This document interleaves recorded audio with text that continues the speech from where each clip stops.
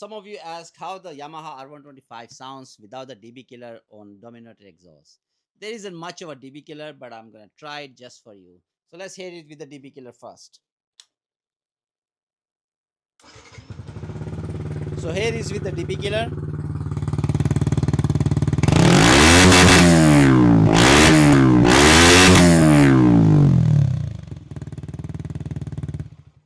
There you have it. Let's take out the DB killer.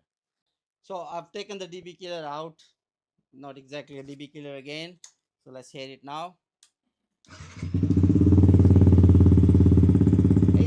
It's definitely much deeper sound.